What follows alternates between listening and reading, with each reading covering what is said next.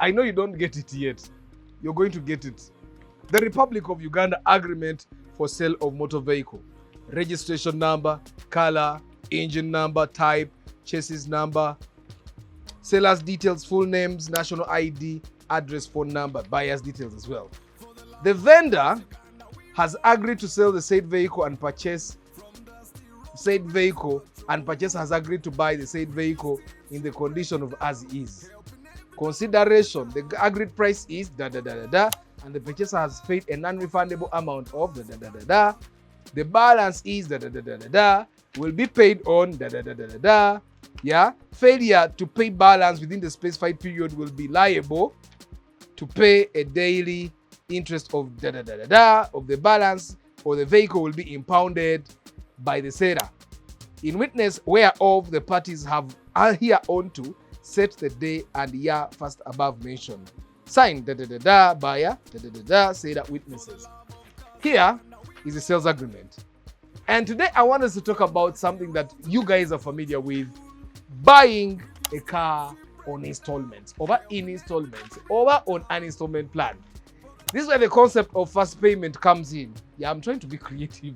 You have to credit me. You don't just be creative like this. You think writing this thing is easy. So anyway, you find a car, you like it, and the seller says you can pay the first payment and then clear the balance in 3 months or 6 months or 1 year. And immediately the buyer becomes excited. You are the buyer, because now the car feels possible. You may not have the full amount, but at least you can enter the car. You can drive away. You can start it. You can go home. Your husband, wife, girlfriend, boyfriend, children, mother, father, sister, brother, they see you in the car. But let me tell you something important. You see, when you buy a car on installments, you are not only buying a car. You are also entering an agreement. And if the agreement is weak, even if the car is good, the car can become a problem.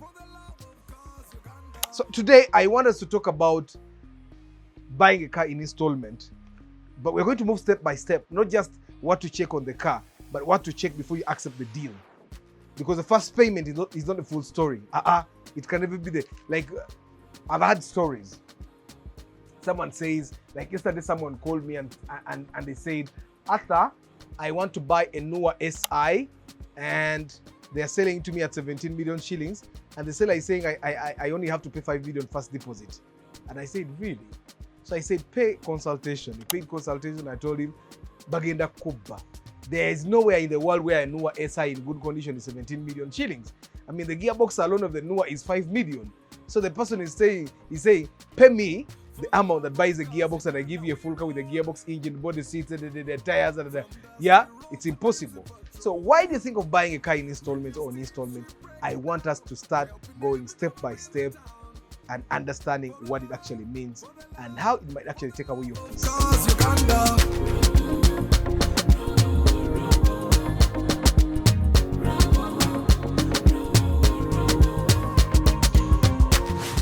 You see, in my head now, I have the image of a buyer looking at a car, counting money, the seller holding the keys. In my image, this is what it is, because the transaction are normally like that. We have a seller, we have a buyer, we have a car, and then we have money. So let's start in real life. Many people buy cars on installment because the market is tough. You want a car of 35 million shillings, you have 20. Bring the 20, take the car, pay the 15 in 6 months. That sounds helpful, right? And sometimes it's very helpful. Most times it's very helpful. Installments can help a buyer get a car that they want to buy without having enough cash. You get it? So the installments help the buyer buy a car that they would not be able to buy if it was cash only buying. They can help someone start using the car immediately. They can help someone who has a stable income but does not have a full amount take the car. You get? So installments are not bad. But they are dangerous when the buyer only celebrates the first payment and they don't know what the balance means to them. You see, there have been situations where we bought a car, a big car, a huge car, and because the buyer found trouble paying the rest of the balance in time, they ended up changing and giving him a smaller car, which he did not like, which I told him to buy in the first place, and they did not listen to me. So let's first do a first check. Can you afford the balance? Because that's very important. And this normally applies to people that are buying very expensive cars, 80 million, 120 million. You get. Before you inspect the car, you need to inspect yourself. Where can you really afford the balance? Not emotionally. Not because you are excited. Not because you believe the money will come. Realistically, if the car is 30 million and you have 20 million, the 10 million balance is part of the car. The car has not become cheap.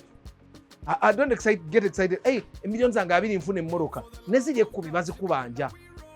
You have just delayed the payment of the 10 million. So ask yourself, how much is the balance? When is the due date? Is it monthly? Is it a lump sum? How patient can they be? What happens if the salary delays? What happens if business slows down? These questions when you're buying cars. But you need to ask yourself, what if the car needs repairs before you finish the payment? Because now you will be paying the balance, full service, insurance, repairs. The car is yours technically. There is a time we got a car with someone, he still had a balance of 100 million and the car died and he needed 12 million. If the balance will suffocate you, pause. Pause.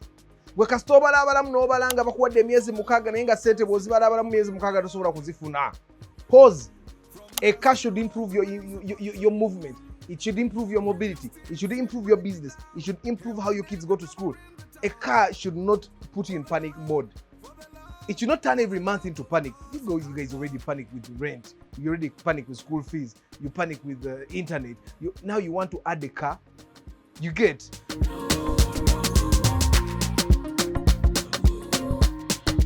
So the second check is exactly what is the total price. Sometimes the total price is hidden, and I've seen this a lot. You get. Before you agree, ask one clear question. Nah? What is the total price on the installments? Now, someone called me and they said they're going to buy a Spacio on credit, and it seemed too juicy. He was a guy from Changeojo, and he said, I'm going to pay 2.5 million, 400,000 in installment for 2 years. I did the math and it would have totaled to 11.4 million, or 11 point something million. It's impossible. It doesn't exist. I told him Bagenda Kuba, and he thought I was lying. He thought him More Mesa. You know how people say, Arthur, Oyagada Kuture Mesa. He boarded the car from Changeojo, taxi, came, and he said, Arthur, ngenda genda huko kuchibanda che, musurprising nge.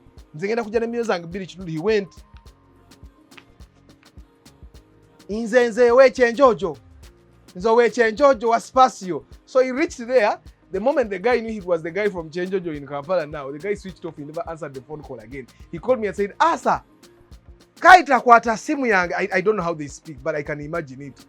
And I told him that guy agenda kuba singa, and he said, okay, and I told him the amount he needed to raise, and he went back to Changeojo. So before you agree, you need to ask yourself, what is the total price? Is it too low? Is it too high? Is it unfair? What is it? Because sometimes the cash price and the installment price are not the same. You get, sometimes it's too high. If it's too low, then just don't get into it because you're going to be robbed. Cash is 28 million shillings, the cash is 30. But sometimes cash is 30 and the installment or credit payment is 50. You get, but it's not automatically wrong. But you need to know. You need to know. You need to be very sure. You get, don't just ask how much first payment. Ask what is the full price. How much have I paid now? How much is remaining? Every time you are buying cars. And then you need to ask, when do I start paying? You might be there and you have to start paying tomorrow. Like the banks, they give you money this month. They know the business can't break even. They want the money next month. You get, so you need to ask, is there a penalty for late payment? Yeah? If there is a penalty, how much will it be? If I clear early, does it change? This must be clear, and it must be in writing. You don't do gentleman's agreement when you're paying. Because many buyers understand the first payment clearly, but don't understand the balance. Because the balance plus the first payment is the actual value of the car. It's the total price you have paid. And vagueness is where the fight starts.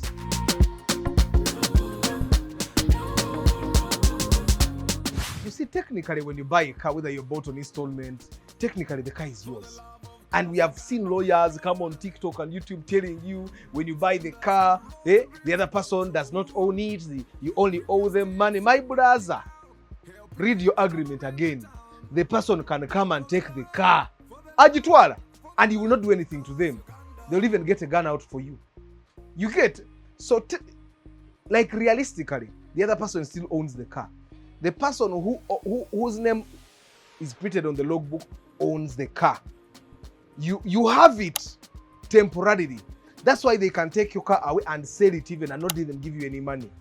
Because technically you own the car, but realistically you own the car. So you need to ask yourself, who owns the car? When will the transfers be done? No one will transfer a car for you. You buy a car on installment and expect the guy to give you transfer forms. And I've seen this happen a lot. You buy the car, you get an agreement and receipt. Go away. Every time you come pay money, when you finish, they give you transfer fees. When you finish, they give you transfer forms or they transfer to your names. When you buy a car on credit, until you have paid the final payment, the car is not yours.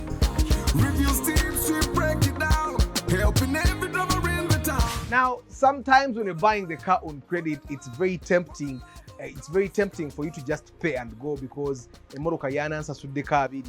is the one question that you normally don't ask yourself. Is this person that is giving me credit the real owner? Is he authorized to sell to me? Because before you pay the installment, you need to confirm who you're dealing with. Is it a broker? Is it a relative? Is it a friend? Is it a brother? You know those Pakistanis and Indians in Nakawa, they call every other Pakistani and Indian brother. My brother is there. My big brother, I call my brother. The installment payment requires more trust than cash deals because this person has to trust that you'll pay. You have to trust that they will not sell you a wrong car. But you need to verify. That's why verification is very important, especially when you're installing. So you need to ask whose names are on the documents. Is the owner available? Can they sign?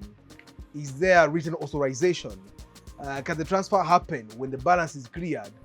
The seller's ID credentials real? You need to answer these questions before you don't. And most of the people you're dealing with are brokers. Like 90% of the car community is brokers. Or those people selling you cars, you sign with a broker. It's just that the business environment is quite different. From dusty roads to dreams we patrol. Now, the fifth check is, what does the agreement say? You see, this template of the agreement, I don't know when it was done, but it's quite long, and a lot of traders use an agreement that's close to this. What does the agreement say? You get, the seller says you pay slowly, yeah? And what the agreement says is different. So the seller is saying, you can pay in a year, but the agreement you're signing in 4 months. You can pay in a year. The agreement is saying 4 months. You need to write it down at the agreement, down, that if I pay this amount, or sometimes it passes, especially if you're buying from a person that is trusted to not pull your car. You get it? So it should not be as simple as the seller says you will pay slowly, the buyer says I will pay, they give the key, you give them the money, and then you walk away. 2 months later, there is confusion, the car is taken. I had such an altercation. We inspected the car for someone. The person that was selling us the car was not the real owner. And I told the buyer, I told him, this guy is not the owner of this car. And he said, me, I've dealt with this person. He was not the owner. 2, he promised a full year. I told him he can't promise you a full year. And down the road, we were arguing with this person. He says, Simuanga ko mwaka. Sigumuanga kanyamu mwaka oyo. Temusinikira kona binyu. I can tell you the car was taken. So you need to check, what does the agreement say? Read it. And of course, the agreement should have the details of the car, the buyer's details, the seller's details, and the terms that are agreed to, the signatures of both the buyer and the seller. It should have the witnesses. And when you're registering the details of the seller, make sure the seller puts their national ID number, or if it's a business, this guy, then the business registration number is there. contact phone number and address, they should be there. But also for you as a buyer, make sure the agreement is clear. But I want you guys to understand, transfer fees are on you, the buyer. They are never on the seller.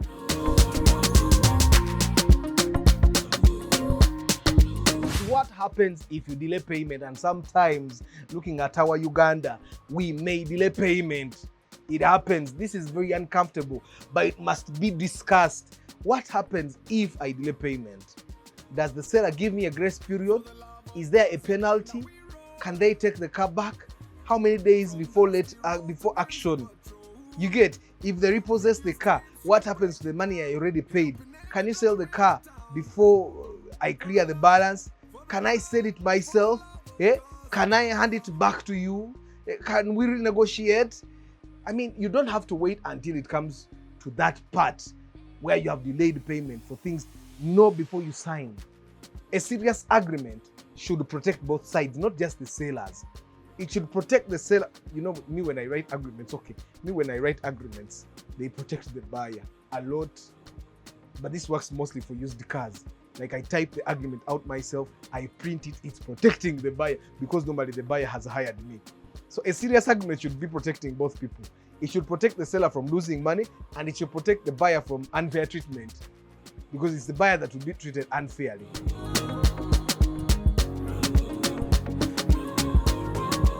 Who repairs the car after handover? I mean, you have bought the car, you drive off, but you're still paying installments. Then the real question is, who repairs the car after handover?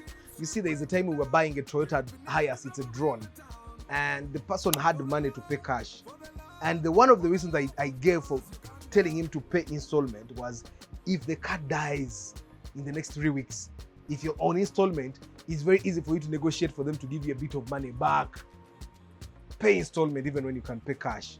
The gearbox can die. And of course, there's a time we bought a Subaru Impreza. The engine blew. We went back, they gave us another car. So some of these things you need to understand. Who repairs during the time when I'm still paying the installment? Who repairs? Let it be clear. Let the person tell you to your face, ntinze, nkuwadde, nkutadde, tutanganye, tomanja, sikubanja. Kubanja sente zange zokka. From dusty roads to dreams we patrol. Reviews tips we break. Can the car serve you while you're still paying the installment? There are people that buy cars, for example, people that buy trucks, people that buy Hiace drones for business. You need to calculate. That's why most of these guys that buy business cars, they don't pay the full amount. They need to reserve the money to make the car, to put the car in working condition. To put the car in working condition. For example, they buy a drone, and obviously the drone, you need to put seats, you need to lift it a little, you need to put tires, you need to service, you need to pay the city council, you need to buy a stage and stuff like that. Now these are things that these sellers don't account for.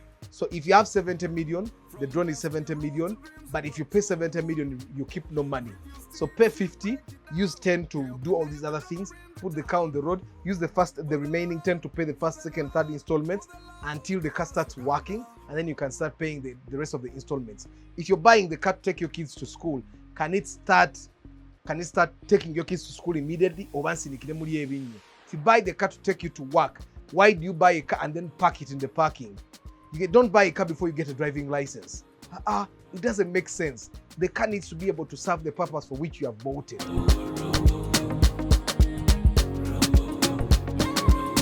The payment method. This is very important. You see, when you go to buy a car on credit, people will tell you, take out mobile money.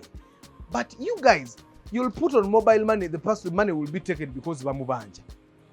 You'll come and say, take out mobile money, and the guy will say, Sazifuna. Now, when you're buying a car on credit, make sure these guys tell you what is clear, what works for them. For most people, cash works. If they have an office, walk to their office every time you have money, pay, get a receipt. When you pay via mobile money, you don't have a receipt. When you pay via the bank, sometimes you don't get a receipt. It's not clear. Walk to them. I recommend that you take the car in person. Regardless of what they tell you, taking the car in person is very important.